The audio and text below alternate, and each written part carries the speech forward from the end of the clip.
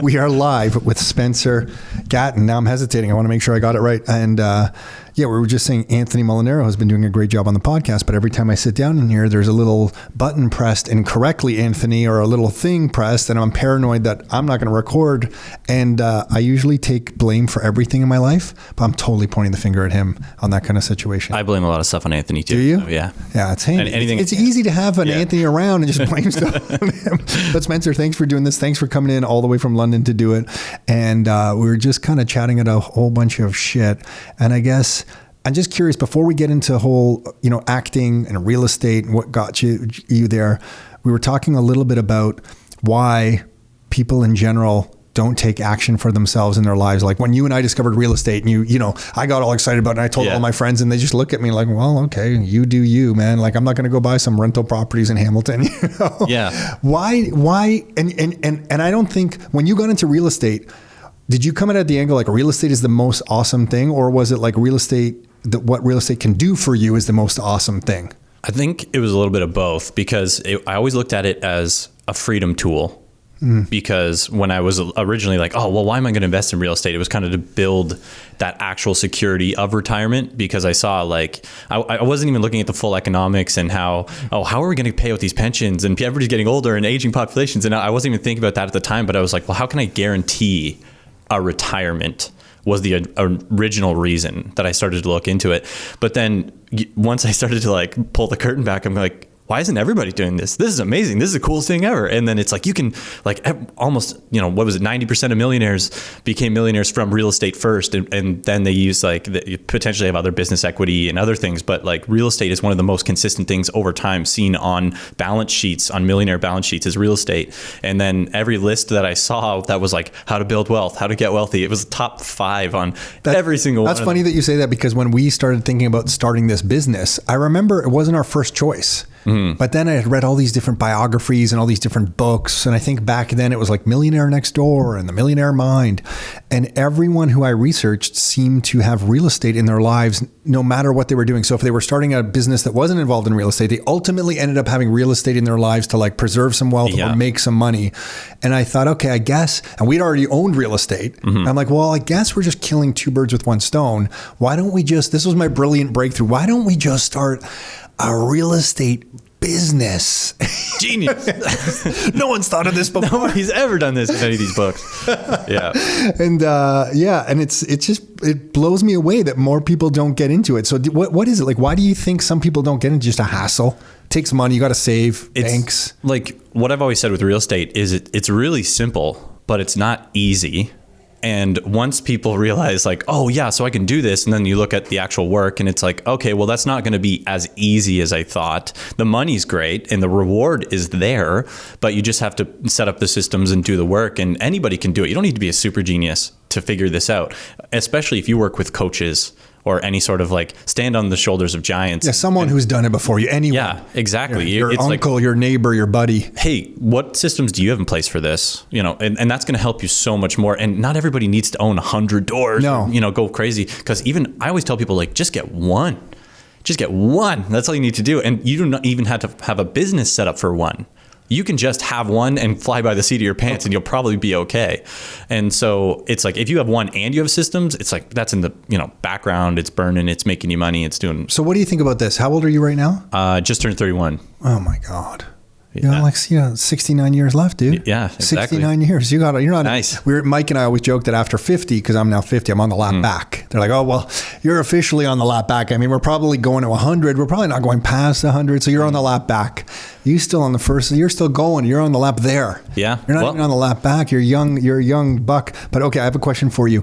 It's becoming more and more obvious in the media that like, people who have rental properties will be vilified in some way, rightfully or wrongfully. What's your take on that? Because I feel always like, hey man, we're pushed to get real estate, not because you want to become a landlord and take care of someone else's housing problems. It's the only way to kind of like outpace inflation, is like to have these assets on leverage, that kind of almost guarantee that you'll outpace the M2 or like purchasing power decline of not having these assets. What's your take on that? Like, how do you approach that? Are you okay with it? Well, I hate it And that's why I just did a YouTube video called "Why Do People Hate Landlords?" Oh, did you? Yeah, specifically about this, because a lot of like, the Twitter or X, whatever you want to. I'm just keeping calling it that's Twitter. right. I'm not even calling it X. I'm just calling it Twitter. Wild. Because then on your phone now, it's actually X. Yeah, the Twitter icon is gone and stuff. Yeah. Exactly. Yeah. So people constantly complain, greedy landlords this, greedy landlords that. But like when I think about the clients I work with or you work with or any of this, it's like, so I have a client right now. He's an investor, small investor, he's mom and pop. He's not this, multi-billion-dollar investment class organization. He's just a small guy who does investments. He bought this beautiful house downtown London, but it's in horrible shape, but it's a historic home. It's in like a historic area. So the exterior looks amazing, but inside it's big and it's going to be so expensive to fix. And there's problems. And guess what? He, out of his own personal pocket, is now turning it into 3 units, where we're in a city that has a rental shortage, and people are complaining about rents, and rents are so expensive. And it's like, well, he's taking this on, and I've seen his work because he's done multiple projects. Nice. He does such a high-end job finishing. He has a good relationship with his tenants. So his tenants who do rent from him like him, and he's creating 3 new units. And then people are going to call him a greedy investor. It's like, well, he just created 3 homes. He just created 3 safe, clean, reliable spaces for people to live. And then they're going to go, oh, well, he's an investor. He bought the house. He has multiple houses. Well, if one person bought that house, it would be a single family home. Now 3 people are housed there.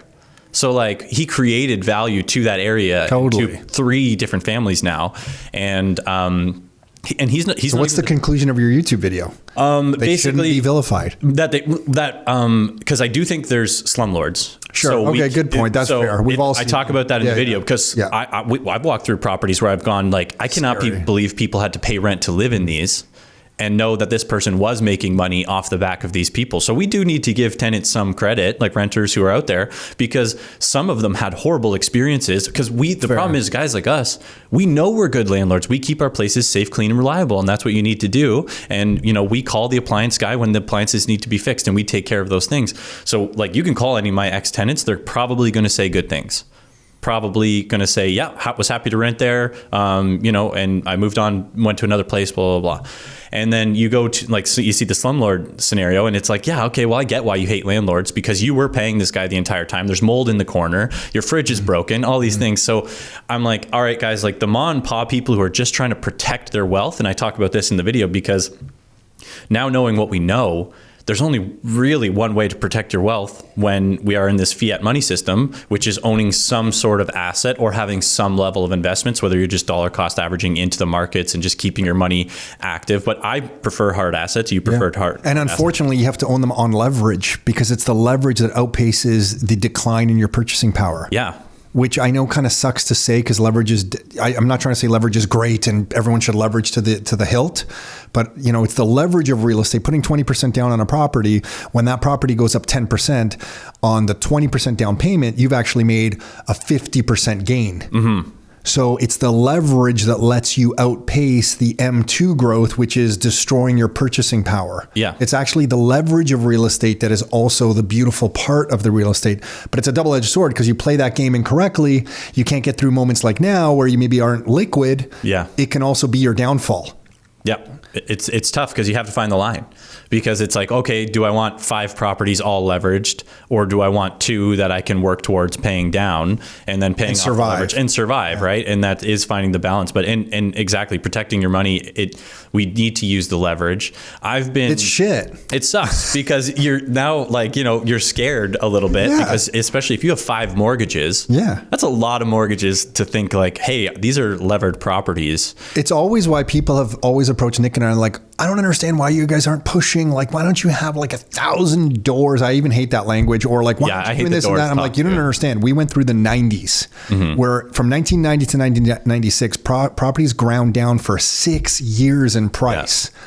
And the only people who survived were the real estate investors that had the liquidity to survive. If you were over leveraged, then you almost lost everything. Our family almost lost everything. We're never putting ourselves back in that situation. It's why we've always been a little, maybe, have you heard us talk about the 3 buckets, like having cash, Like, and everyone discounts that. They're like, oh, that's like whatever. Like, we know that has cash. But we're like, no, like the cash and I, on some slides that I used to put that on, it would say underneath it for emergencies and deflation. Interesting. Yeah. Deflation on there as well. Yeah. Like, I'm like, you need to be ready because this can actually serve you really well. So anyway. Yeah. No. And it's just like you said, it's tough finding how do we get the relationship with the tenants and the renters and be like, guys, like we are helping. So work with us on this, and then everybody wins, because they try to, greedy landlords, they're buying all the properties. And I never understood that, because like, even if you're buying a single family home as an investor and you're renting it out, that's still a home, because they say they're taking away all the homes, but it's like, well, somebody's living in it. They act like it just disappears because the investor bought it. It's like, that investor bought that home, now it's gone. It's like, well, somebody's living in it, obviously. So then again, finding the balance, and then, we need to hold slumlords accountable as other landlords to be like, hey man, you can't do that. Like, that's illegal, when they have a bad unit set up. Oh God. I remember at York University, we used to have a student rental there, and one of the students came into ours. We had 7 bedrooms done properly. The basement, we had like this beautiful IKEA kitchen, which I don't know if I think IKEA now is like considered nice kitchen. Yeah, back then we were like, really, we can do this with IKEA. We were all proud of ourselves. And we paid to have a separate entrance. So this basement had 2 entrances, one right outside, one up into the higher level of the house. Like, beautiful separate entrance, 7 bedrooms, all well laid out. Everybody had space, 2 kitchens. I can't remember any bathrooms, 4 or 5 bathrooms, tons of bathrooms in the house. The students loved it. And I remember we were re-renting it, and one guy came and said, this place is awesome. And I'm like, well, I mean, I know it's pretty good, but like, you're freaking out. Why is it so awesome? He goes, there's a guy around the corner. He has 22 bedrooms in the same house that is your layout. 22. And he goes, some of the bedrooms, the doors open to the hallway, they can't fully open. They didn't fully swing open, so you had to kind of shuttle out. I kid you not. And I remember talking to a firefighter later, and he's saying, you know what kind of fire, like the violations. Built a death trap. Yeah. The violations on this thing are just through the roof. So it was a newer build. So it wasn't actually like a slum, like it wasn't slummy inside. It was actually nice, but the way it was built was a slumlord house still. So you can see this slumlord thing like all over the place. But yeah, 22 bedrooms, all rented to students by York University. Sounds like it was built by Jigsaw from the Saw movie. I know.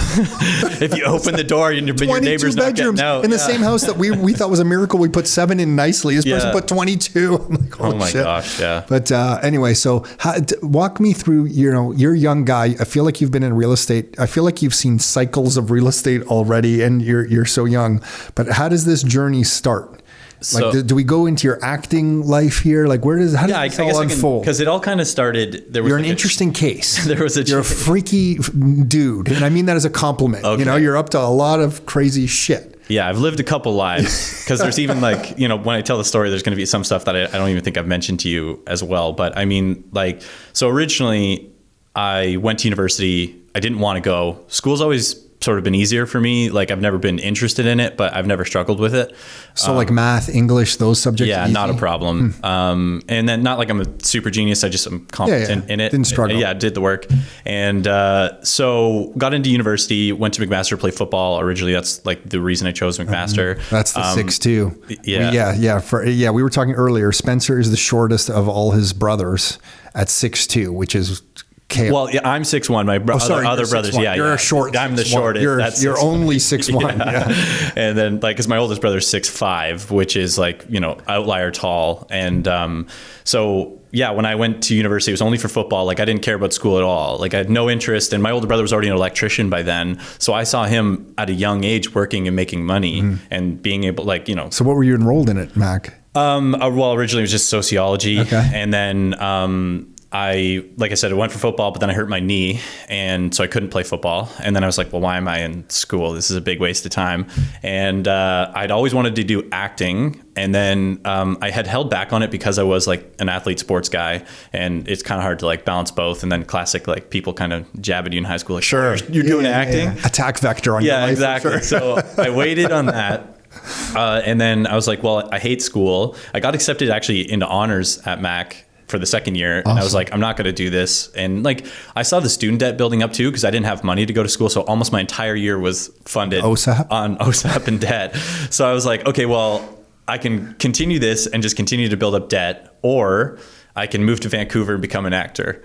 And that was like the two options, I guess. It was like, okay, build up debt in university. So why Vancouver? You knew someone out there. There was an No, I didn't know anybody. Oh. So it's just like, it's considered Hollywood North. Yeah. Well, Toronto's, since this is a long time ago, this is 2012. So back then, Vancouver was way bigger for acting and film and everything like that. Toronto's caught up to it, maybe even, I hesitate to say past it, but it's certainly grown a lot where you can definitely do as much as you want. You don't need to move to Vancouver anymore. But back then it was like a more of a hub. Yeah, it was kind of the hub where you thought of it's like LA, but for Canada. So then I was like, I guess I'll move to Vancouver. And then just without knowing anybody, I just moved to Vancouver. And then where'd you live? So I actually rented a guy's living room, and all I had was like a curtain. No. Yeah, in the living room.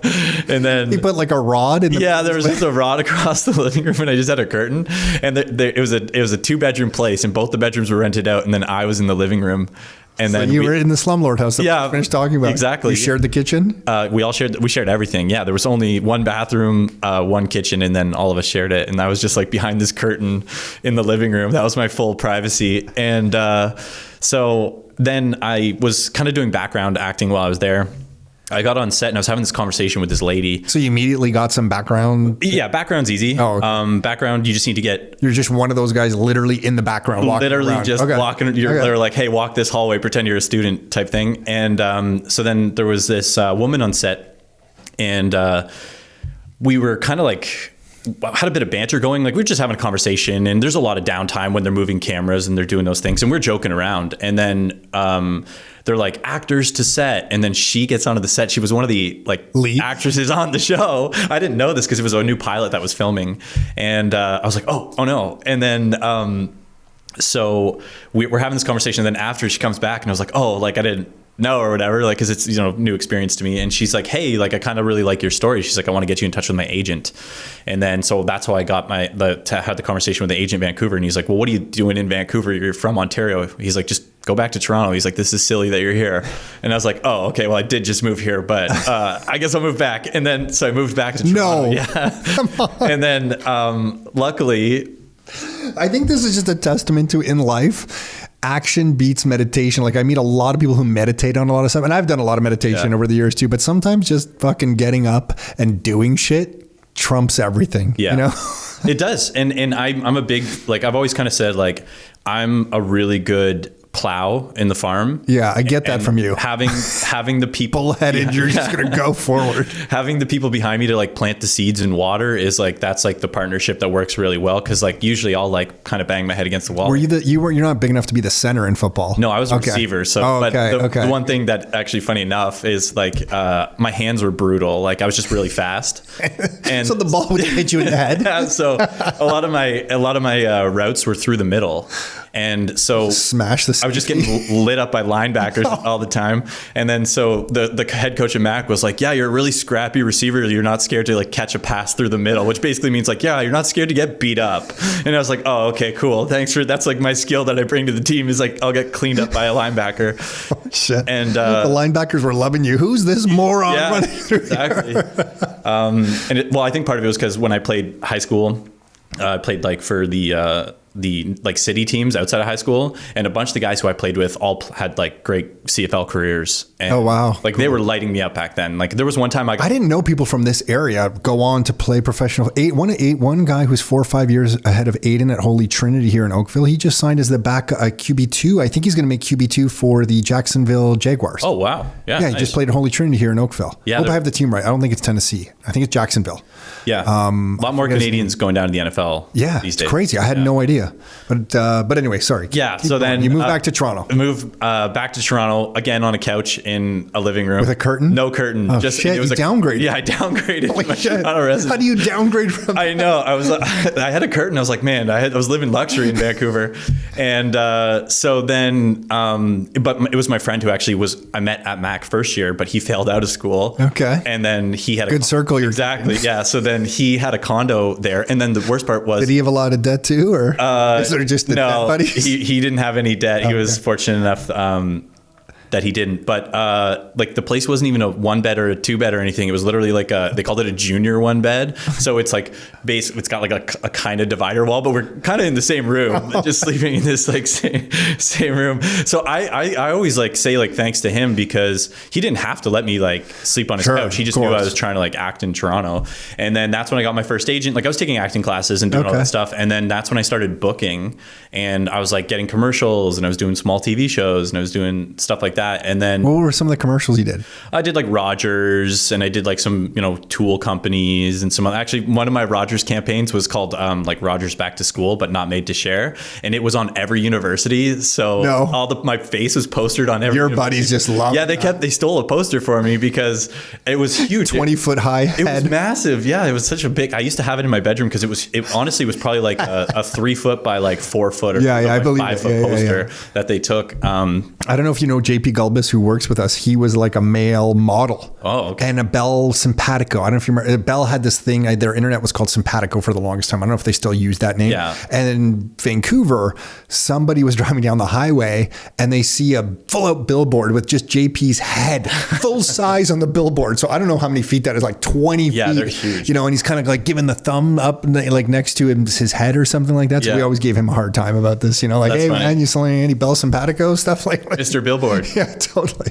But okay, so you're plastered everywhere. And then I started to actually get like the auditions for big roles now, like life-changing stuff, like Netflix leads and stuff that I'm like, okay, like if I were to get this, like I'm an actor now, like I'm a full-time actor, but I'm living on a couch and I'm working minimum wage at American Eagle, broke every month. And that didn't bother you though, did it?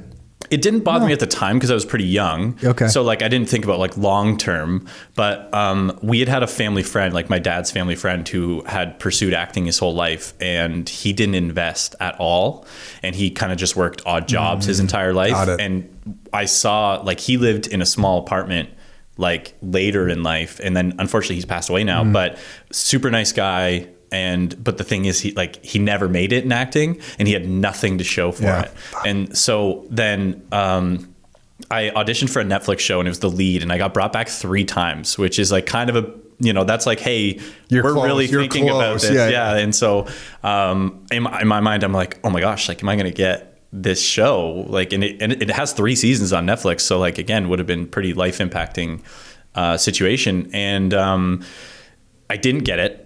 Shit. And then my agent was like, I didn't know this, but my agent was struggling financially at the time. So he was kind of like waiting for me to get that show. That would have changed his, got him. So then I didn't get it. And then like a month later, he's like, yeah, I'm shutting down the agency. And he left the business entirely, and he's not even an agent. He's not in showbiz anymore at all. And that was like, kind of the original foray into it. And then I had no agent, and I was stuck, and I had no money, and I was like, what age is this?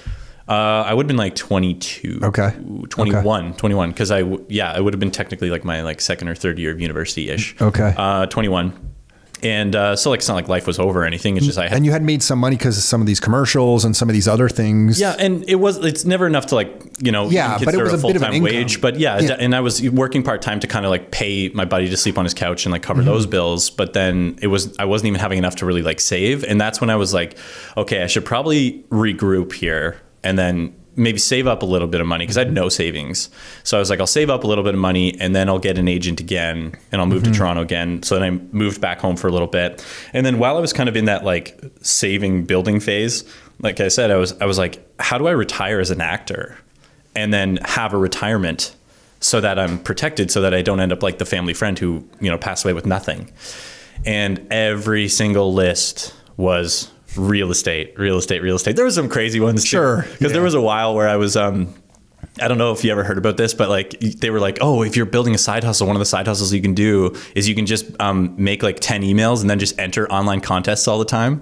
And then you can win the prizes and then just sell the prizes. Probably, or you can like do all that stuff. Yeah. So I was trying to do that for a while. I never won anything. I didn't win even one thing. So I'm like, what's going on with this? But so that was like, oh, my side hustle for this. And then, a lot of them said like, stocks and equities and stuff like that for investing. But almost every single list was real estate. And I was like, I think I got to investigate real estate. Like I knew nothing. Yeah. It's almost like, okay, I've seen it enough. Like there's gotta be something here. Yeah, exactly. I was like, it's making sense. Yeah. And then, so I started to read more about it. And at this point I was working at the bank.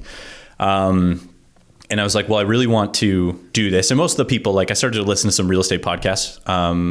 And because this was like, a few years down the road.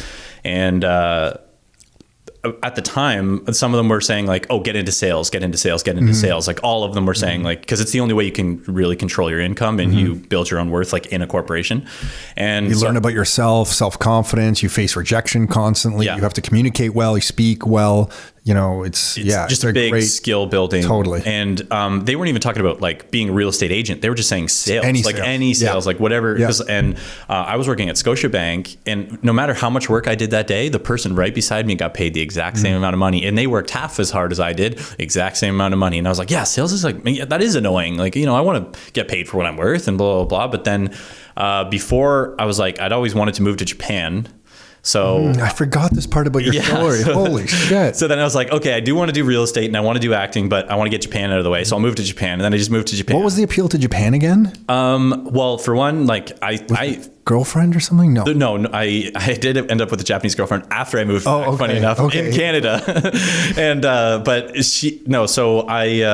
I'd always loved the food. I loved the culture. And then, like I started eating sushi like before it was cool, like pretty young at an age.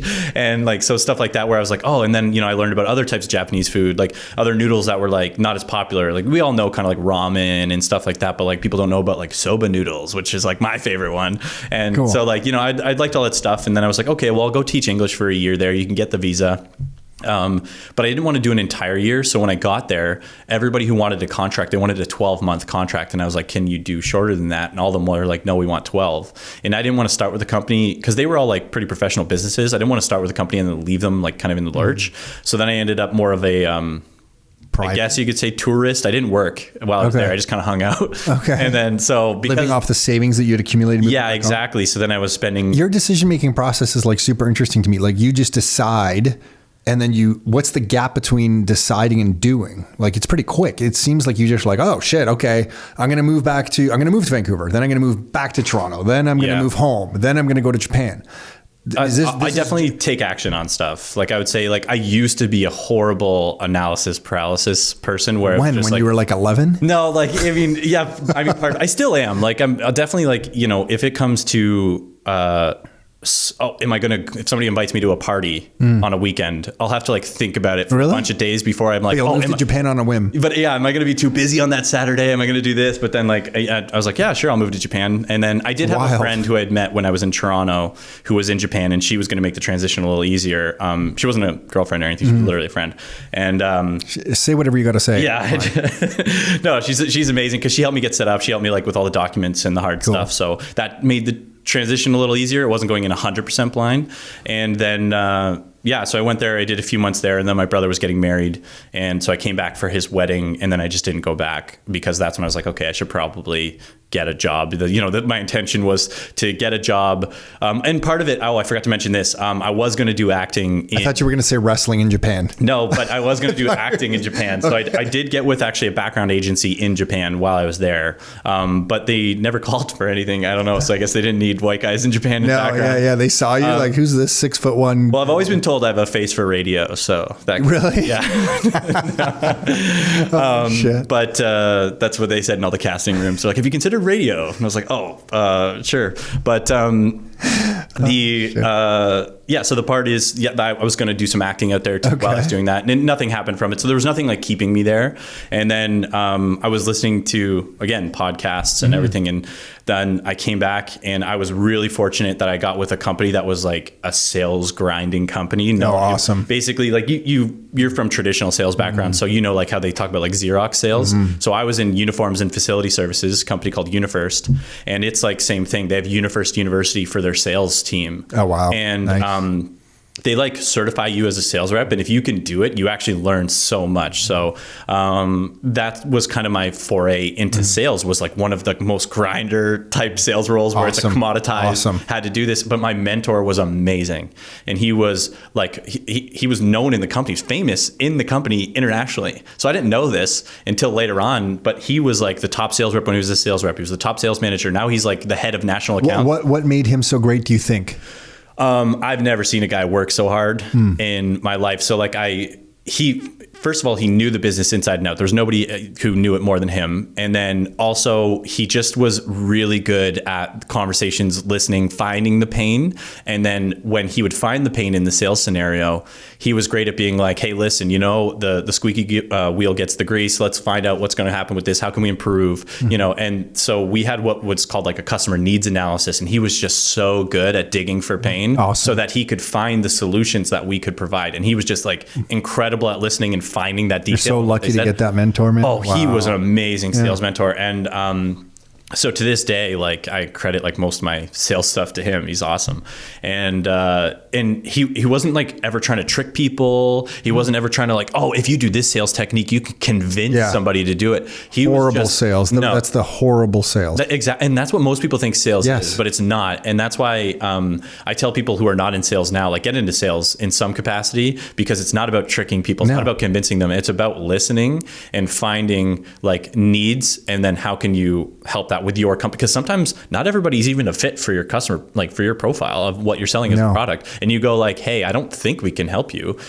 And they're going to respect that versus you trying to sign them up onto some, oh yeah, you guys don't need this, blah, blah, blah, but I'll try and convince you to sign up. Yeah. The close on a sale should just be understanding the prospect's benefits so well that you can present your solution to their problem. And if there's a match there, the close should be so obvious to both parties that the next step should just look like, what do you think? I think we got something here. Don't you? And then that's the whole close. Yeah. Like it should be so obvious to both parties that there's a fit, that the close is easy, not some tricky, sleazy snake oil kind of bullshit. And he would set expectations so well. So like the meeting before, he'd be like, listen, I would love a yes. I can handle a no. The only thing I don't have time for is a maybe. So next time do we meet, assuming that all of this makes sense, do you think you could give me a yes or a no? Yeah, I can give you that. Yeah, that's called an upfront contract. Yeah, exactly. Yeah. And he doesn't expect the yes. He said, I just need a yes or a no. I just can't do a maybe next time we meet. Awesome. And then you've set the expectation, and then he'd say like, listen, because we would do like facility tours and blah, blah, blah. He'd say, here's how we can absolutely help you guys. Here was all your pain points. And then by the time he would present, they're like, give us the contract. These people are like wanting to sign up. So I was like watching this guy who just knew how to help people. Yeah. And then he also worked, like he was 6 to 6 every day, and then also knew how to help people. And I was like, oh, okay, this guy's just like an outlier completely. And so yeah, he helped me. But once I was on the road doing this like commission sales role and stuff, I was just, now it's podcasts all day. And so then this was including you guys as well, because I've always been, you were around then? Well, this is years later, right? Like this is, how old are we and how young are you again? Yeah, I know. Because this is, we're talking like later that I would have been on the road a lot. Like, okay. Like, oh my gosh. So you're the person who mentioned our podcast to Connor. Yeah, I'm the one who got Connor signed up. Yeah, I remember Connor told me that somebody told me to listen to your podcast. His friend Spencer, who you mentioned. Yeah. And I think I knew that, and I've forgotten. Holy shit. So, because I think I've been listening, I don't know. So you just stumbled upon us somewhere? Yeah, well, I was just always searching for like Canadian real estate podcasts, because, I was listening to some of the first one I listened to was like Rob and Sandy McKay. Okay, yeah. Rob Brake, not. Yeah, I was just talking to Rob this morning. Yeah. How freaky is that? They were the ones who got me started, because they got me in touch with my real estate coach, the first real estate coach. Oh, wild. Who helped me like get started was from their podcast. But they weren't the only ones. That's just who I got my coach from. And so I was always like Rockstar adjacent for years, but it took a long time. It's funny because I got Connor to listen to Rockstar, and I was like, if you want to get started in personal development, because he wasn't just about real estate at that time. It was personal development. Yeah, I remember. Finance, all these things. And I was like, you have to listen to Rockstar because it has the diversity of content that you want, because it's got, business building. Yeah, that's right. We got to change our intro. We got to change that intro. Yeah. We're so overdue on changing our intro. Let's go. And I can't believe that's our intro still. We have a running joke in here that like that's the most embarrassing intro in all of podcast land. I don't know. I like it because it gets me ready. Yeah. Okay, let's go. Yeah, we're ready for the Rockstar episode. Oh shit. But okay, so you told him that, and you're listening to these podcasts. Yeah, and then that's just like originally what got me started with my coach. And again, so the whole reason I was just wanting to do this, my goal was just 3 properties, because if I had money saved. And I had 3 properties, I could pursue acting and never have to worry again, because 3 paid off properties by the time I retired. That's a built-in, and that was assuming I made 0 money as an actor, right? Yeah, like just apply any appreciation rate to those 3 properties. Yeah. I was like, if I can just do 3, I can Gold. be an actor and I can make $0. I can work minimum wage for my whole life. I've got 3 properties and I'm set. And then I got into real estate, and that's when we were circling back to the beginning. I looked behind the curtain and I'm like, wait, why isn't everybody doing real estate? And then I just got like sort of sucked into it because I saw the opportunity. That's exactly what happened to me. And I'm going, well, it's all right here. Yeah. Everything you need is right here. So then that 3 properties jumped to like, well, maybe I should do 100, like, and then your number goes crazy, and you're working with a coach who's like telling you to think big. And I do think that's important. I never needed 100 properties. I'm not going to have 100 properties. Like, that was just like the number early on when you get so excited and you're... Did you get to a certain amount of proproperties where like, holy shit, I got to dial it back? Yeah. Like, go through that phase. Cause I think that's a normal phase for people, like, oh my gosh, more. And then you're like, wow, this is a bit too much. Yeah. The hard part was when because I started investing in Niagara first. All my first properties were in Niagara. Even though you were living in London. Well, funny enough, I moved to Niagara to invest in Niagara. Of course you did. Of course. Well, couch with a curtain. No. So no, that time was a little bit better. I did rent a place, but it wasn't great. And then I lived in one of my properties when we did a basement suite. So like I lived in the upstairs. So I've lived in it, man. Good for you. Well, I moved 20 times in 10 years. Holy shit. Just because I was like in and out of properties and units and like trying to get that. So I was like... So what did you do in Niagara? Sorry, you moved there and you were just trying to buy as many as you could? Yeah. So then I was working with the coach who was like encouraging me like, hey, you can get to 100 doors. And I was like, oh, I want to be full-time real estate, because if I can build this real estate income, then I can do acting for sure. And I always sort of had acting in like the back of my mind, but it was like... It just kept falling further and further away. And it was going back to like, oh, well, with real estate, you can live life on your terms, which I viewed as acting at the time. Sure. But like really your life on your terms doesn't have to be one specific thing. It's just controlling your life, how you get a bit of freedom. Yeah, exactly. Yeah. And so I started in Niagara and then started to invest in London. And then I had moved to London. Back to London. And then so it was like... When you get involved with something, you move there, man. Exactly. Well, because I like to be boosted. You should invest in Singapore. I know. Exactly. I'll be in Singapore. 6 months. No. So I've slowed the moving. I've lived in London for the last like 4 years now. My God. So like that's been like the longest. But I have moved multiple times in London. Okay, good. Thank God. Yeah. Just to keep up but I've been in London 4 years, but I've lived in like 4 different of my units in London. But I've got a place now. I've got a house, like an actual house. Just for you? For me, yes. No. Yeah, Holy so I'm not moving. You should put up a rod with a curtain just for shits and giggles. People come over. What's that there for? Oh, that's the luxury room. That's the guest room.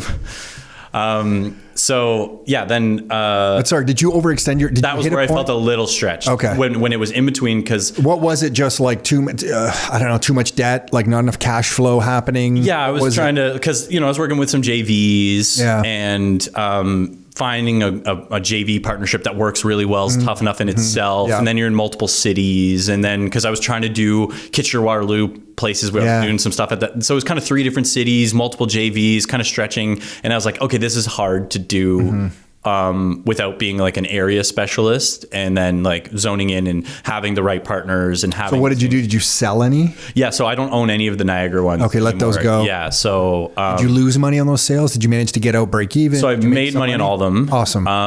The one was like, I would say closer to break even, but we still made money. Good for you. But the annoying thing is almost all of them were sold right before COVID, literally like months. So they doubled or whatever. Yeah, I'm watching like literally in 12 months. I was like, okay, that's never going to time more. Yeah, never going to time. Yeah, and I tell people that all the time. I'm like, listen, I still made money on all of them, and some of them I made a lot of money on. Where I'm like, oh well, I couldn't have made that in 2 years of working.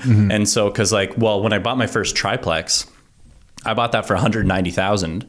in Welland, which is nuts. People don't even believe me, like 190,000 for a triplex in Welland. Like, so then I sold it. So that was actually going back to when I felt the most stressed, probably the first one, because I bought it with no money, because I bought it as a triplex to live in, because I was moving to Niagara.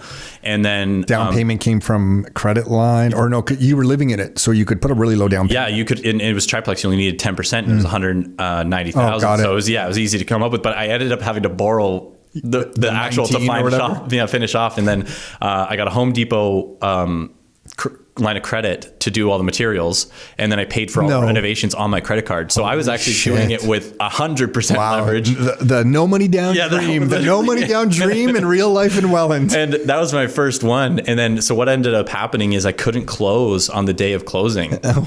And the guy, to extend it 24 hours, said, pay me $10,000 to extend it 24 hours. And I was like, we have the paperwork. It'll just be tomorrow. And he said, if you want the deal, he said, pay me 10,000 extra.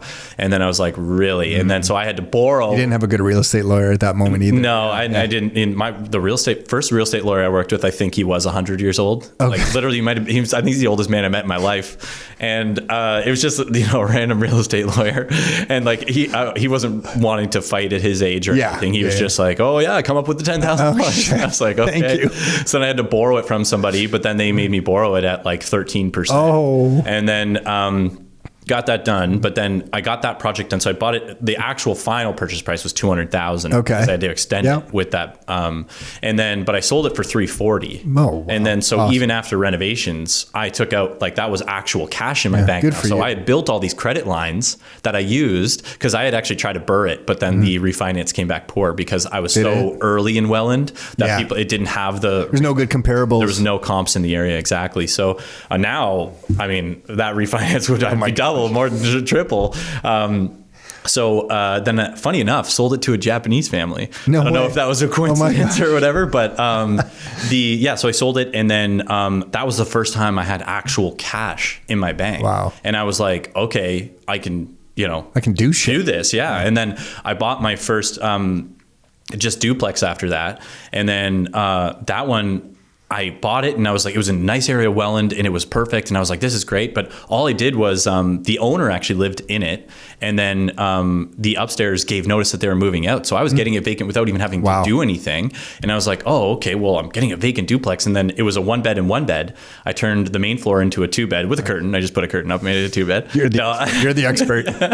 I actually built in drywall. You got drywall? Yeah, I did. I put some drywall up, and then I turned it into a 2-bed and a 1-bed. And then I rented it out, and then instantly it was just worth $100,000 like more, because now it had higher rents, it would have bigger units. And I was like, well, I should sell this. So I sold that one pretty much right away. Wow. Because it was like, okay, I didn't have a high income even with my sales job, because my actual salary was low. Sure. It was the commissions that was like making it up, because my salary at the time was But the banks didn't count really. So. Yeah, because I was relatively newer into that commission role. And so like my salary was only, I think, $42,000 at the time. So I wasn't getting like a lot of loans on $42,000. And then, so I just sold it and made money on that one right away. And I was like, oh, okay. So then now I'd built up enough cash where I was able to kind of buy like multiple. And then I was like, oh, I can put some down payments on these ones. And then, was able to kind of go from there. And then that's when I started bringing like kind of like JVs and some other stuff to just make it work. But those first two, and then everybody called me crazy on the first one too. That was the thing, because they're like, but they didn't after. They didn't. Yeah. Well, I couldn't get, so it's always a really funny story, because my brother, we're like investment partners now. And on the first one, he's like, you're going to lose so much money on that property. And I guarantee it. Yeah. And he was like, you can't do, because like my parents are not investors, and, they weren't able to help us financially, but they are super supportive parents. And that's where I find our outlier is like, even though they knew I was taking the risk, they didn't tell me to not buy it. They were like, okay, if you're doing the research and you think you can do this, like, I think you should do it. That's rare for parents who were not investors themselves. I know. And that's why my born in Canada? Well, my mom was born in Scotland, but she's pretty much lived in Canada almost her entire life, but she's technically Scottish immigrant. And but my dad's side's been in Canada for a long time. Okay. But you're lucky to have that. Yeah, that's why I always say, like, they weren't able to help me financially, but like support wise, they've been such a huge like part of like, because when I told them like I want to do Japan or I want to do these other things, they were like, okay, but like what's the plan? They would ask me like, do you have like something, like is there a reason for this? It wasn't just like, yeah, live your life and do whatever you want to do. They like were still realistic about it, but they wanted to make sure like, do you have like something in place? But then my dad also like, he kind of followed his passion when he was young, and so he kind of was like a supporter of like, yeah, I think you should pursue things that you like as well. Wow. You're lucky, man. Yeah, I was very fortunate in that sense. So I was always like, because I was bummed when I was younger, because I always had to pay for all my sports and do my other things just because we didn't have a lot of money. But then it also meant that I've been working since such a young age that I was able to, I learned so much more. Like I've had a job since grade 6. I was timekeeping hockey games since grade 6, right? So it's like, I got used to finding jobs and working and doing those things. And then, so I was lucky in that sense. And then my brother was like hesitant, but then he saw a couple of the ones and he's like, okay. And I think it's also hard. He's my older brother. So you see your younger brother. Sure. Okay, he's my younger brother. He's trying to buy this. He's doing this. And then he's like, okay, he's been working with this coach now for 2 years. The coach was a good help. The coach was a huge help. Awesome. Yeah, because I had actually tried to buy places in London before Niagara, and I worked with an agent who didn't know anything at the time about investing. So he was giving me not great investing advice, but he just didn't know. Like he wasn't being malicious. No, he wasn't even a bad agent. He was a great residential agent. And there's a big difference. Yeah. He just didn't know about investing, and there wasn't as many like resources and tools then. Because we're talking like the first, because this is when I failed to buy and I waited before the next buy. So this would have been probably like 2015 or something, 2014. So like it wasn't as easy and readily available like resource wise for sure. And I tried it and I failed, but then working with the coach was because like I like cried when I had to pay that extra $10,000 from 190 to the 200, because I was 23 buying my first place, and then I'm seeing that I have to borrow this extra $10,000 to write. I wish you had a better for anyone listening, get a good real estate lawyer on closing. They'll save you. They will save you for future reference. Exactly. And so like I'm crying on my coach's couch in his office. Oh gee. And I'm like, how am I going to do this? I'm going to lose all this money now because like I have all this. I'm signing, this is my first one. Normal. And he's like, yeah, somebody just died in my property like a month ago. He's like, the place burned down and the person died, and it was like a big deal. And I was like, oh. And then that kind of just put it back into perspective. Like, okay, well, there's horrible things out there that could be happening. And I'm buying a triplex that I just had to pay $10,000 extra for, but I'm getting to own a triplex at the time. And it was just having the coach kind of refocus the mindset at that time. And I was like, oh yeah, okay, this is an opportunity, not like a curse. This is like an amazing situation. And just having somebody who's able to, and then he was the one who helped me with my systems on how to rent out places and how to like actually analyze properties and work with the business development offices of the city to find out where the growth areas are going to be and all those things. That situation is so interesting to me because I try to tell everyone, when you reflect on your own life, on any moment in your life that you think is negative, you can't tell me it's negative or positive in the moment. You always have to let 2 weeks, 3 months, 3 years, whatever it is, pass by and reflect back on it, because that negative could have set you on the course for a massive positive. So that $10,000 thing that was the big negative where you're crying on the couch ultimately give you so much experience, so much extra knowledge, and so much confidence then going forward that you can get through anything, that was actually all a positive. But in the moment, it felt like the worst negative of all time. The world was ending. But it was, in your life, you and I both know that was a huge positive. The stress muscle gets stronger. It's like with anything, right? Like you get these, like it's a little stress now, but back then it was a huge stress. But my stress muscle has gotten stronger. So now if that exact same thing happened, I'm not even going to think twice about it. Nick and I have been through so much. People will come in here and say, oh my gosh, I got this real estate problem. You're never going to believe what I'm going through. And we're like, I don't know. Okay. Yeah. All right. Try us, and they'll say whatever it is. And we don't even flinch. And they're like, why are you not like freaking out? We're like, we've been through that exact situation 10 times, just that specific situation. You know what I mean? Exactly. Like, the basement flooded. It's like, all right, well, we're going to call the insurance company and we'll get started on what are the 3 steps that we're doing next? So, cause like one of the places in Welland, the basement did flood horribly. And like, at the time I was like, oh no, basement flood. And then it was like, okay, well, I called the insurance company and they called the remediation company and they did this and it was taken from my hands. And it's like, oh, okay. I'll never forget on Boxing Day, we had a major sewage backup in a rental property in Oakville, and my son was playing in a hockey tournament, Niagara on the Lake-ish. I guess it was Niagara on the Lake. And so I wasn't really close to Oakville, and it was Boxing Day. Yeah. And there's literally water coming up. And I remember being outside the arena in between his games, just calling every single like plumbing hotline, 24 hour, we answer anytime. Nobody was answering, you know, it was Boxing Day, right? Yeah, nobody's answering. Finally, somebody answers the phone, and I'm begging them, I will pay you. I will meet you there tonight, whatever we need to go now. I'll give you a Visa card right on the spot. And I got somebody there. I think I ended up there that night or that day. And I remember one of the parents saying, oh my gosh, like, I can't believe you're dealing with this right now. Like, I will never own real estate. Yeah. But then I broke down for them the time we purchased that property, what it's worth today, and the cash flow that it had earned over the few years. And I'm like, if you take the number of hours in a year that I've had to deal with that property and divide it by the equity at this moment and the cash flow, that phone call, or that, 90 minutes worth of like crazy phone calls, that's probably worth like $25,000 to me. Yeah. That 90 minute, like that is just like a non-issue. It's probably some of the most valuable phone calls I could be making when you map it against the income and equity that I've earned on that property. Yeah. And even then they didn't get it. They're like, oh, what? Yeah, I still don't want to do it. Yeah. I'm like, oh shit, I thought I had a brilliant answer for you. Yeah, you thought you were just slam Yeah, I'm like, listen, yeah, totally. I got you. Listen to this. Well, there's 90 minutes. Here's how much money I make in those. Yeah. It's like, no. And they're like, yeah, I'm still not. I'm still not going, where's the popcorn? Yeah, exactly.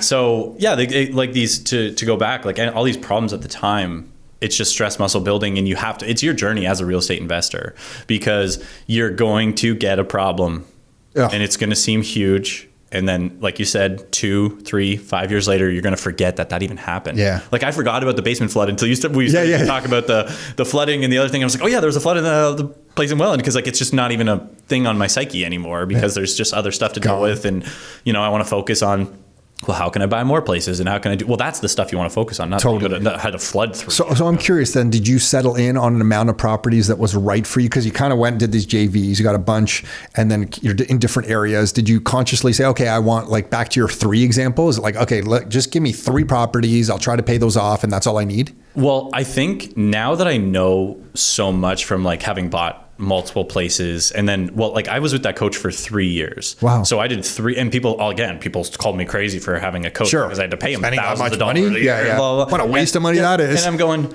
my one very first property that I cried over paid for 3 years of coaching.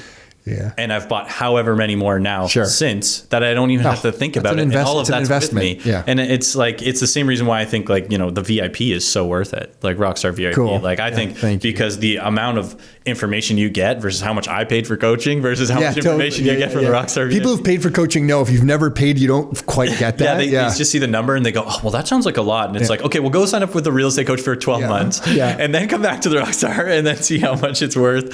And especially like, the accessibility to like the in-house coaches that they have here, like with the realtors that they can. Well, and just the other investors. Like, honestly, just different, like you and Connor hanging around talking to people. Like how valuable is somebody bumping into you and then you downloading on them in 30 minutes all this information? Yeah. If they're on their second property, then they meet you. Like that's a priceless. When Nick and I were paying money we could not afford to pay to go to marketing conferences in the States, sometimes the biggest return was the guy we met sitting next to us at the conference who was like, oh, you guys are doing this on like Facebook? Oh, no. Do this, and this. And we were like, holy shit. Life-changing thing. Oh my God. Looking back, it's like embarrassing we didn't know that. But at the time, the conference paid for itself with the guy sitting next to us, not the people on stage, not the other stuff. Yeah. So you just need to kind of put yourself into these positions where people like you are around that can share information. That's, to me, that's why we talk about the Your Life, Your Terms events the way we do. We're like, hey man, we try to put on a good thing with good content, but honestly the people there are amazing. Talk to people, network, meet as many people as you can. Anyway, I'm getting off track. Sorry. No, well,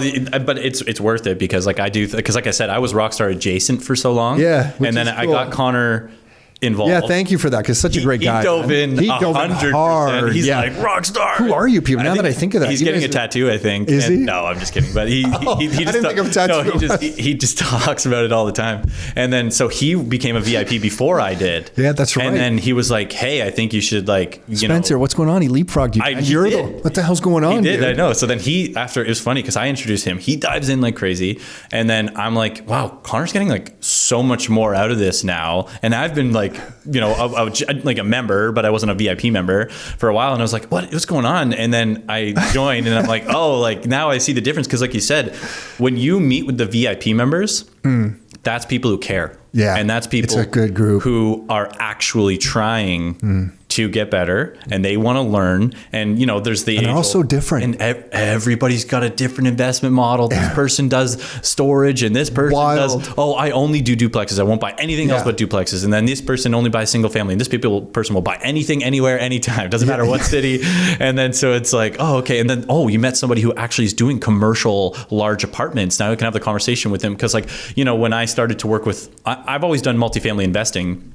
And then that's part of why I became a real estate agent, was because I was like helping friends buy places as a not real estate agent. Yeah. And I was like, hey, here's my 3 years that I paid for of education's worth of value that I'm going to help my friend make money for free. And I'm like going on like property tours with people with their agent. Totally. So I'm helping their agent buy like this place with them. And I'm like, oh yeah, that's what we used to do. Yeah. Giving them my cash flow sheets that I've like paid for with the coaching and these other things. And we're like breaking down numbers. And I'm like, this area is great. And this is the rent. And I'm like doing this. I'm like, why am I not getting paid? So was that the thought process that then you ultimately said, I'll just get my license? Well, and I was spending so much time on it. Like, and I was like working as a real estate agent for myself. Like, even though I had worked with like, by the time I got to Niagara, I worked with more investor focused agents. And so like, I was like getting value from working with them because you should only work with an investor focused agent. And, then I was getting the actual value from that. And then I was like, okay, well, that was great. And then I was like, well, how much more can I help people if I was a full-time real estate agent? Because I've spent years, tens of thousands of dollars, headache, blood, sweat, and stress, tears. Crying on a couch. Crying on a couch to become a good investor who knows all of these things. And then it's like, well, I'm helping people because people were messaging me and texting me, and because they weren't even like buying in my area, but they're like, what do you think about this? And I was like, I know I can't tell them area specific stuff, but I could tell them principles. Like the principles really don't change. Yeah. And so, here's what you need to look for. As long as it does this, then you can do this. And then they would be like, okay. And then I was like, well, I should just be an agent. And then that's when I finally decided to get my license. And then it just kind of worked because I was already... You got your license and now you primarily work with investors in the London area, or no, just everywhere? I'm pretty exclusive to London. Oh, you are? Okay. So London area investors, that's who your preferred clients are, those people. Exactly. Like I have done some stuff in KWC because like that's the area I grew up in. Yeah. Like I'm familiar with like Kitchener-Waterloo, but I would say from like an investment standpoint and from like a being an agent standpoint, I've been like almost exclusively London. What's your take on London right now? Like because I'll tell you, for years, we started this business in 2007. Rockstar was incorporated in 2008, but we started like a year before out of another brokerage kind of thing. And for years, we weren't going to London. We were only doing student rentals in London. We were doing anything else because we were like, it's just not getting the appreciation. Now we know that's all changed in the last few years. Yeah. And, families from Toronto are like moving back home to London for affordability reasons and stuff. What's your take on the next 10 years for London? Like, what are you seeing out there? A lot more students are staying in London because of affordability. So I never really thought of that. They graduate. Yeah. And they might do an extra year or two. Oh, that's great for the city. Yeah. And then because now, and they're looking at Toronto prices and they're going like, well, a one bedroom now is $2,800. Oh my gosh. And Western alone has probably got an enrollment of like 40,000 kids like every 60. year. Is it 60 plus huge. oh my gosh. Okay. So, and then you have Fanshawe, which is also like a massive college.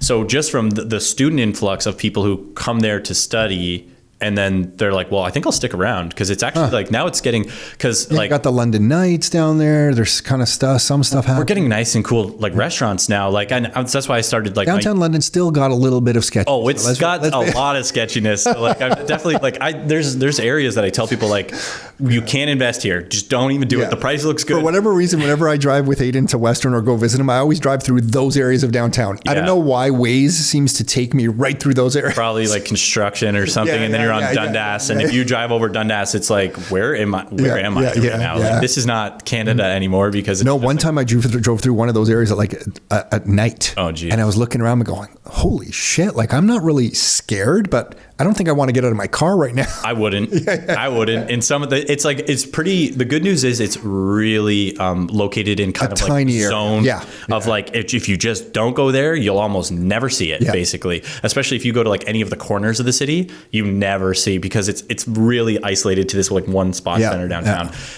For a while, we were always driving in and driving through that, past that one strip joint sign that was like the Beef Baron. What is it called? It just says beef. In my mind, the sign just says beef. It does. Strip joint. Like, what only in London do I see this? Yeah. And it's a big sign. It is a huge sign. And and the first thing you do see is just Beef Baron. Beef Baron. Yeah. Okay, I don't even remember the Baron part. So yeah, but it just like the beef is really highlighted. Yeah, it definitely would stand out. But it's like, that's not a strip club. I don't want to go to any strip club at all. But I mean, like, if I'm going to go to one, I'm not going to go to the one that always gives a big laugh from the whole thing. The other one downtown at least has like a fancy name. It's called Solid Gold. So, there's every city's got there's a Solid Gold is always the strip joint name in a city somewhere. Yeah, exactly. So Beef Baron, but the yeah, so like London is changing a lot though. So like when I started my YouTube channel, it's called Living in London with Spencer. And the reason I wanted to show off like London locations is because of like a lot of people don't know the restaurants that we have, and they don't know like there's like entrepreneurs and restaurateurs in London who now have like 4 or 5 different restaurants in London that are like different types of food. Like one's pizza, one's like high scale, one's tacos, like one's that, and they're like building these awesome businesses. Yeah, because the nice areas of London are really nice. Really nice. Yeah. And then, but I mean, even on the East End, which like, so people view East London as bad. They always say east of Adelaide is the bad area. Okay. But and that is true, but it stops at Highbury, which is another north-south road. Yeah, because then just east of there is all those new subdivisions. Exactly. That's where it starts to get. So because of that, but there's a lot of old areas there that are awesome for investment because, they're bungalows built in the 60s. I drive by those. Yeah, I see those. But they're good, solid builds. It was it nice reminds me of Hamilton a long time ago. Yeah, exactly. So then like those were like had great opportunities for like, basement suites or other things like that. And then like you said, there's a lot of new building out on that side because that's kind of where it's like extending towards. So it's really just that column Adelaide to Highbury. It's just like, that's where I'm like, and because you kind of got to go through it. It's a little bit fun. Yeah, exactly. It is to see what's going on. One time I was getting my locks, I was getting keys cut because a unit was turning over, and the locksmith is right across from the police station, but it's just on the edge of that like crazy area. And this homeless guy walks up with this pipe. No. And he just starts smashing the police station windows. No. And I guess they're like, yeah, people do that because they like want to get sent to jail. Oh God. Because they're like, I guess get a meal. Yeah, just go get sent to jail. So they'll just go and like smash up the police station. That's awesome. And the police are like, get lost, buddy. We're full tonight. Yeah, half the time they're like, oh, we can't even take you right now. So they just like put them out the thing. But no, like not to bash London too much because it is like the other areas. I know tons of families moving back and they're loving it. Like, we know we're having a bit of fun here, but no, London. And isn't it just on the north side too? Isn't there some new subdivisions like 30 minutes north of London developing? Or maybe I have it wrong. On all corners. There's new subdivisions. Like in north, south, east, and west, there's new subdivisions on every corner of the city, which is like, that's the biggest thing that's holding London back when you talk 10 years is getting around. London is the worst city to get around on, like when you're driving. So if you're kitty corner, you need to get, northwest, you gotta go and you got in your southeast, that's 30 minutes, 35 minutes, depending on traffic, which, if we had a ring road or some sort of like LRT or something that's going to like make travel around needs another highway connecting somewhere. You're right. Cause if I get off at the wrong exit and then like, oh shit. And then to get to like Western, I'm like, I have to cut through everything and it takes forever. You got to drive through like the core of the city and it's a big thing where like, Kitchener-Waterloo has the Highway 78. It's beautiful. You can get from Cambridge to North Waterloo in 17 minutes. And that's 3 cities you've just through. Whereas like London, it's like 30 minutes to get end to end of the one city. So like, that's not like some of the negatives, but there's lots of positives too. Like, so they got one of the largest entertainment complexes was built. Funny enough, these poor guys, they launched February 2020 was their launch date, and it's called 100 Kellogg Place, but it's got like breweries, it's got full. Is it by the old Kellogg factory? It is the old Kellogg factory. It is the. Yeah, oh, I didn't know this. Yeah, so basically it's 100,000 square feet of entertainment. Wow. Yeah, so it's got like all of like the foam pits and like the high ropes, but it's also got like trampoline parks. It's got the children's museum part of it's there. Did it survive? It's still operating? Yeah, so they made it through because they had a couple businesses that rented on the higher floors. Okay. And I think like that helped subsidize, and then because they had a few restaurants that were still doing like some sort of takeout stuff. Awesome. So they were, Good but all of their like entertainment stuff I think struggled, like especially actually, they have a whole like VR, like video game cafe experience there. Like nobody was doing that at the time. So, but like, London has that now. And then across the road, well, they're building like, there was this other really ugly factory. I can't remember what it was. But they're putting like 8 towers there now. Oh, they are. Yeah, right across from this 100 Kellogg place. So they've got 100,000 square London's feet. really changing. Yeah, and so that's pretty close to the downtown, no? It's not far. Yeah, it'd be like 7 minutes. Yeah, okay. And so like when I see these changes happen, like because London used to suck, I'm not going to lie. Like 10 years ago, there was nothing going on. It was so boring. Yeah. There was nothing happening. Like restaurants wise, you're maybe getting like just the classic pizza joint that was sitting on the corner for the last 50 years. And it was fine pizza and it was whatever. And you're still going to go there, but it's just like, it didn't have anything of like value. Yeah. But these last like 5 years, I would say, like, it's just such a different city. Our friends, the Tahini's guys are out there. Yeah. Yeah. I actually just went to one of their meetups. Yeah. Because it was a Bitcoin meetup. Oh, awesome. And they had a guy flying from Texas. Oh, cool. I didn't even know about this. Yeah. It was a big, there was actually so many people there. Shit. I'm going to tell Ali. Where was my invite? Yeah. You should, because it was huge. And then the guy flew in from Texas, and it turns out his wife's Canadian, even though he lives in Texas. And so their son's like looking at going to Western. Oh. And so he did like a math camp at Western. So then they're like, oh, why don't you do a speech here? So cool. And so like exactly, they like those are businesses that are like growing in London, and like there's a bunch of Tahinis around the city, and that's like a newer place that you can get. Were you at our event when him and Omar shared their story? They opened up.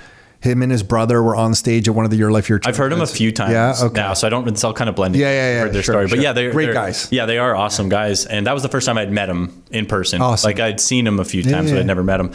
But and then like all these other restaurants, and these other entertainment complexes, and these things that are opening that just didn't exist before. And then like even because it's been changing, like there's this new bar that opened that like, because Joe Cool's is like a London staple. I don't know if you've heard that name before. Yeah, so it's just been like, even when my parents were 19, that was like Joe Cool's is around. But there's like another bar that just opened, like that is catering to more of the sophisticated, late 20s, early 30s. So people are sticking around if that kind of place is there. And that place is bumping. You can't even get in because there was an opportunity for it, and the people saw it, and it's like, it's higher end. You don't wear like suits, but you need to wear. It's not the Western bar scene. Yeah, exactly. There's dress code there, and so like they're getting these sort of more sophisticated bars where it's like catering to that. Mid 30s even. It's got Western's got the big hospital. There's another big hospital in London. You got kind of that going. Oh yeah, there's in the Children's Hospital in London. People fly in to that hospital. Yeah, they've got a lot of like experts there that are like resident experts. And I know one of the biggest physiotherapy centers like in Canada is there because the Kennedy Fowler Clinic. Yeah, that's right. Because when Aiden dislocated his shoulder skiing up at Blue Mountain, he went back to Western, and one of the physio guys I know here in Burlington said, oh my gosh, you're in luck. Like, he's a student at Western. I'm like, they're like, he's going to get right in. Yep. And it's that whatever clinic you just Kennedy mentioned. Fowler, yeah. And it was awesome. They treated him like gold. It was amazing. They were on the forefront of like a lot of treatments and surgeries and other things like that. Like they are cutting edge when it comes to that stuff, and that's in London, and it's attached to Western, and that's where Western, because it has like their medical school and the other things, like they funnel to the hospitals too, so they kind of have like a supply of doctors and these other things. So it's growing. It's not perfect, far from perfect. Sure. But the prices are still good too, right? And that's why, like, and I don't know if we talked about this on camera or not, but when we were talking about people buying houses or not, and like, why do people take action on it? And what about young people? And because, like, the perfect example, like on my YouTube channel, I did a video about a pizza restaurant that opened up, and it's an awesome pizza restaurant. It's some of the best pizza. What's the name? It's called Through Thick and Thin. Oh. And then the pepperoni pizza there is really good. But that video on my channel did like pretty well views wise compared to my other videos. And then I broke down like, hey, here's how you can buy a duplex in London right now, working a minimum wage job. And I broke down the actual numbers, and I was like using real rates, real incomes, everything. So you were saying somebody working minimum wage, how long they would have to save for the down payment? Because a duplex, you only need 5%. And then if you're a couple, like let's say you're just a husband and wife, boyfriend, girlfriend, whatever, you both work minimum wage starting October 1st. Minimum is $16.55. Well, that's roughly $35,000 a year. So those people together are now making $70,000. Well, it's like, okay, that's getting you like into being able to like start to purchase maybe something. And then it's like, well, there's tons of couples who know each other who both want to buy, who can't buy separate, but you can buy a duplex together. And now you can buy a $600,000 duplex. Well, you're getting a nice space for $600,000 in duplex in London. Like that very livable, and you're paying rent anyways. And I broke down the numbers. It's like you guys can own a duplex in London paying $1,700 a month to own instead of rent. And then that's going to be less than rent out there for a house. Rent for 2 bedrooms now is $1,850 plus hydro. So then it's like, so you're paying less than you'd pay for a 2-bedroom, but you own the place. And you can actually do this. And then that video does poorly because nobody wants to actually buy a place. And I was running the numbers based on minimum wage. So if you make anything above minimum wage, those numbers adjust, right? And then all of a sudden it's like, well, now if you can buy something for $700,000, well, a $700,000 duplex in London is going to be really nice now, where you guys are going to be happy to live there. Not like, we're just trying to get into the market type thing. You're like, I could live here for 5 years, no problem. And then what does that rent out for? If an investor was to work with you, buy it and rent it out, what's it renting out for? Let's just use the average basement suite. So you bought a bungalow, put a 2-bedroom in the basement. You got 3 bedrooms upstairs. You're looking at roughly $2,250 on the main floor plus hydro. And then you're looking at roughly $1,850 in the basement plus hydro. So $4,100, $4,200. And how long would it take me to fill it? 6 to 8 weeks, 3 months, 1 month? 1 month. Yeah. 1 month. I would say 1 month. I just filled one of my basement units and it took me 2 weeks. And then I kept getting people back to the slumlord talk, people were really misrepresenting their units and using fake photos basically. And then I had people showing up saying come on, I'm so glad your place looks like come the on photos. Is that what people are doing? Yeah. So then that's when you just stand out if you act with integrity though. Here's the real units. And when they showed up and they saw this is even the same furniture from the units, this is obviously the place. And they were so excited. So I filled them pretty quick. What are you, I want to ask you what you're going to do next, but something's kind of been bugging me lately. It's just that I think of so many students going to university and they're still on the path in 2023 of you finish university, go get a job. And I know a bunch of them who are renting in downtown Toronto because they want to be downtown Toronto is kind of fun for a few years at least. Rents through the roof. They're working this job. I know their income isn't, we just talked, we had a big meeting about money supply growth in Canada, M2. So it's just on my mind today. I keep saying it, but if you hear me say M2, it's just the amount of money supply growth in Canada. And I keep thinking, oh my gosh, if they just stay on that path, I know their life 30 years and it could possibly suck because they're not good. Their incomes aren't going to outpace the growth of the money supply. And when I say growth of the money supply, what I mean is your purchasing power has to keep pace with the money supply growth, because if it doesn't, the money supply grows faster and it devalues your personal purchasing power. So your income better increase. If inflation, forget the official inflation, but if inflation or M2 is growing at 10% a year, you better hope your income's growing at 10% a year. Otherwise you're falling behind. Yeah. So even if you get a raise, and that compounds. So if it grows at 10% a year and you're growing your income at 5% a year, after a decade, you can't afford shit. Evaporated. And it's gone. And I just feel shaking some of these people in a good way, I guess, and go fuck, I know you fucking hate real estate, but the fucking leverage is the only way you're going to fucking outpace M2 growth. Yeah. And then they're going to be well, what's M2? And I'm you got to learn what M2 is. No, I don't want to start talking about that. But anyway, so you're giving me flashbacks to that. And I'm sure a lot of your friends, we don't have to talk about that, but might be on that path. And sometimes I'm oh man, if they just get one property. But anyway, I want to ask you, because you're blazing this crazy awesome path. What the hell is going to be next for you? When I look at someone like you, acting, real estate license, not afraid of getting into things, fly to Japan, dive into real estate, move to Niagara, help your buddies get properties, do stuff with your family. You have to deal with all the shit that entails, because there's good stuff with real estate. There's bad stuff that you have to explain to people with real estate. It's a complete shit show. What I'm trying to say is you're a very capable person. Like you said, you have that face for radio. Yeah. So you're a very capable person. What the hell is going to be your next 10 years? What do you think you're going to do? Are you going to work in real estate for a while longer? Yeah. What do you do next? Because honestly, for someone as capable as you, and I mean this kind of as a compliment, because you're obviously that person, life can get a little bit frustrating, because if you don't find your purpose that you really connect with, you're going to be good at so many things. Life can get a little too easy. Mm-hmm. And you really won't know where to apply yourself. Are you at that still? Where are you in life, and what's your next move? Well, right now I really do, because of what you were saying with M2 money supply, our purchasing power just evaporating, your income getting destroyed, doing stuff like that. Like I'm watching this happen to friends. I'm watching this happen to families. So, so frustrating. I'm becoming way more passionate about being like, hey, I want to help you do this, because like when I see like my friends and family like struggling, it's like, where are you going to be struggling? And they can't articulate why. Yeah. And it's like, what about 10 years? And so I've been really, really a lot more passionate about telling people, like when I said early on, just get one.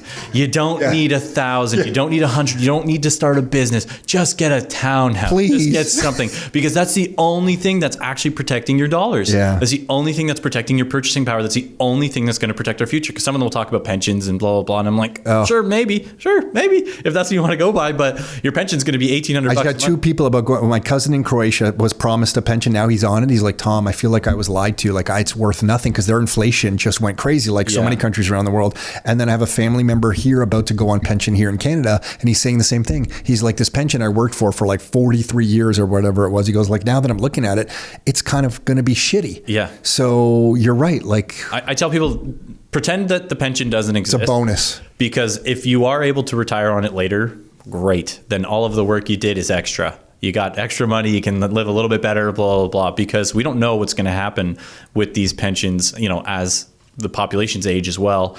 And so I'm looking at these things and I'm going like, I like transacting. Well, first of all, you can be really creative as a real estate agent too, and help people with their lifestyles. I just had an awesome meeting with some clients recently, and they were in a super unique situation, but it was like so exciting to see that the life that like we could help them build. So he owns like a really nice house in London, but all his kids have moved out. So he's got this big, nice house in London. He's like, I don't need this. He's like, what am I going to do with this? And his son was there. His son wants to start investing.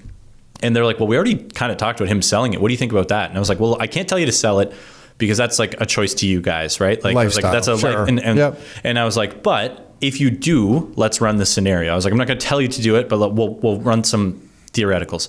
We ran one theoretical, and they like, their mind was so unbelievably blown, because he has a mortgage on it, and if he sells the house, then he could buy a duplex in cash, so his mortgage goes to zero. He can rent out the basement, get $1,850 in income coming in, and he has money to buy another investment that would also cash flow potentially up to $1,500. Wow. From him selling his one too big of a house that he doesn't need.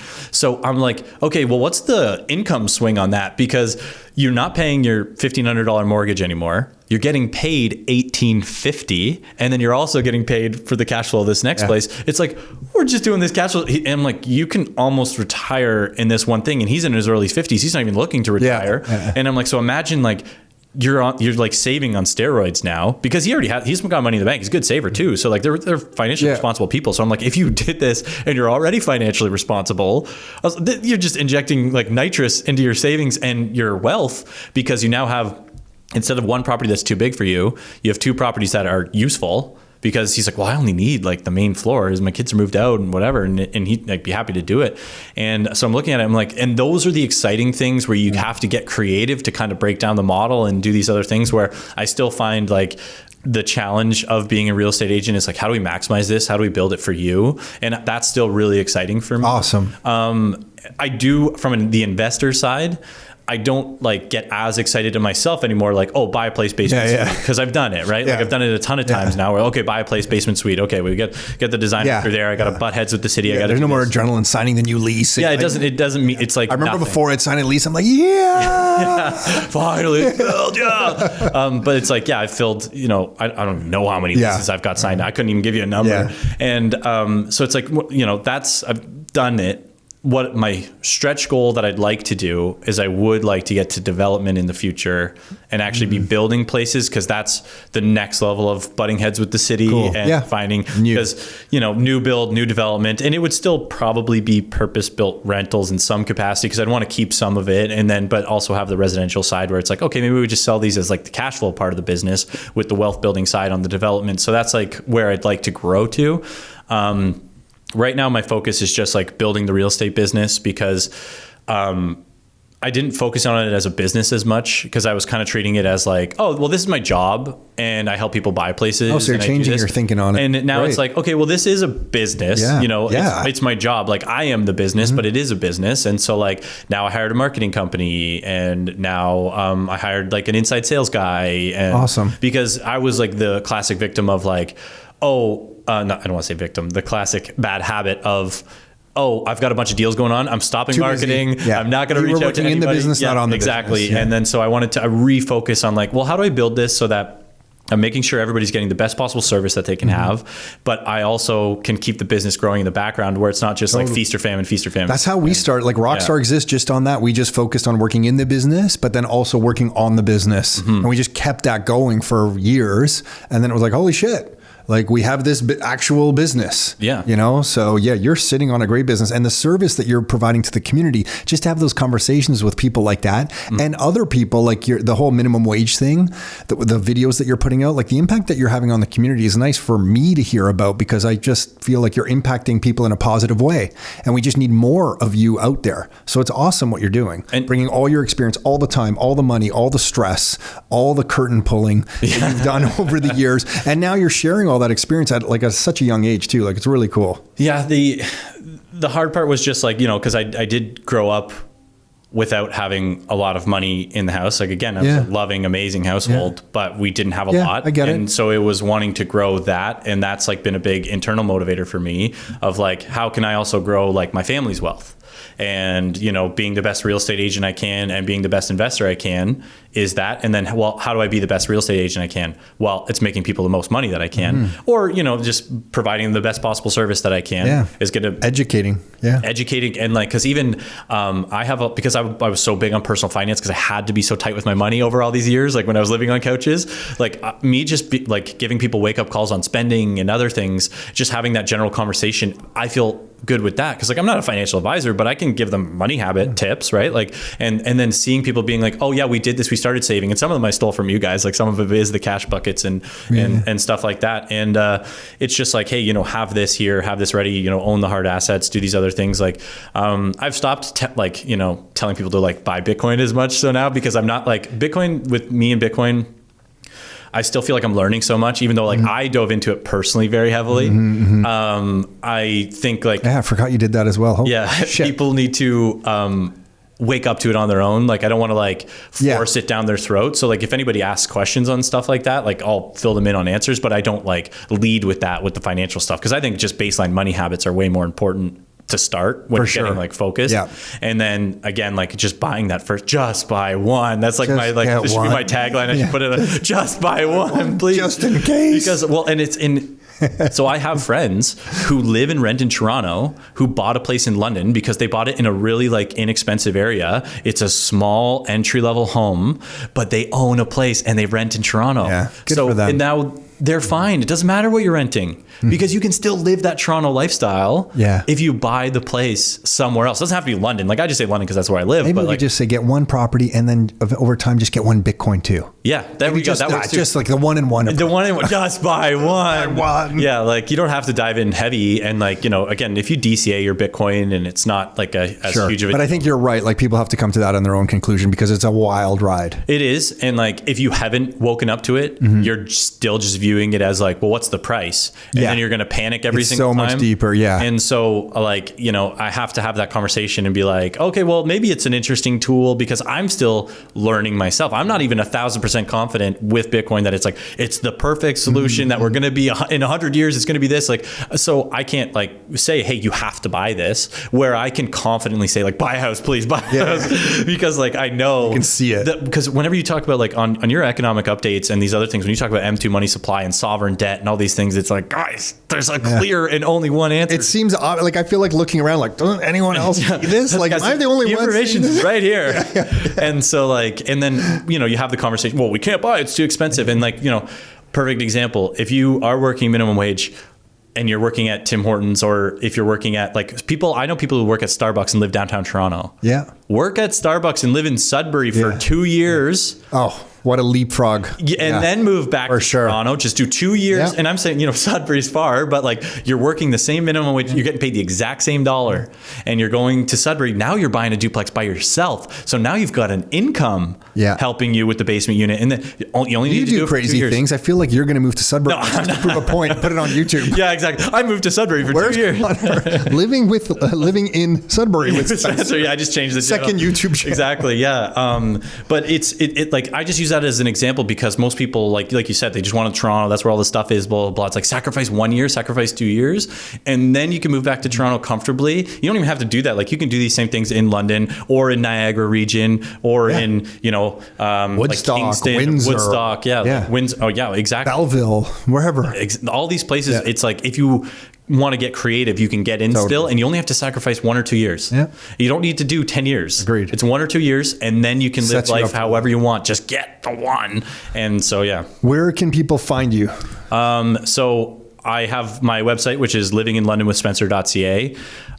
Then my Instagram is probably the most accessible, which is Living in London with Spencer is my Instagram. And like, even if you don't you're not looking to buy in London and you just want questions, like I just like talking probably too much. So like I say, people just reach out if you have questions, right? Like, cause like sometimes, like you said, like maybe they're not a VIP member and they don't get to have that opportunity necessarily right away to like have conversations with somebody who's like, so you started investing young and you did this and blah, blah, blah. And so I just say reach out to me on Instagram, Living in London with Spencer. My website is like my actual realtor website, livinginlondonwithspencer.ca. But then, if you want to hear me yell even more, my YouTube channel is Living in London with Spencer as well. I got all the branding. And we'll link to all of these on the show notes. That's basically just me yelling at the camera. But I also do show, because I get so passionate sometimes when I'm talking about the buying stuff. But a lot of the stuff is me showing cool restaurants around the city just to show off. Because I had people message me, like somebody I hadn't talked to in 10 years was like, I didn't think London would have a place like that. And I haven't talked to them in 10 years. And they're like, wow, that was cool. Next time I go to London, I'm going to that place. Well, if you keep doing that, it's going to serve people. It's also going to serve you personally. That's a great approach. I just had the restaurant just told me, the first person came in and said, we saw this video from some guy named Living in London with Spencer.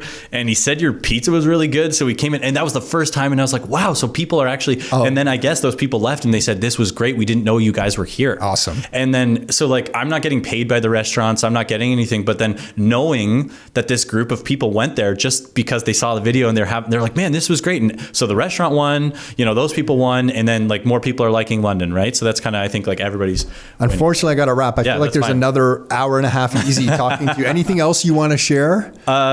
We covered a lot of ground, but if you want to say something as we wrap. No, that's it. Basically at the end of the day, it's the important stuff of guys, I don't care where you live. I don't care.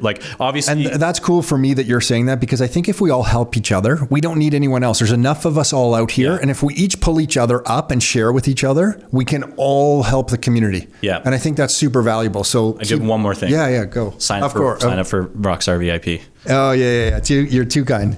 Too kind. Spencer, thank you for doing this, man. Really, really appreciate it. Thank you. My pleasure. Thanks for having me. Hey, thanks for tuning in. You can find every new episode of the Your Life, Your Term show on all the major streaming platforms. So Spotify, iTunes, Google Play.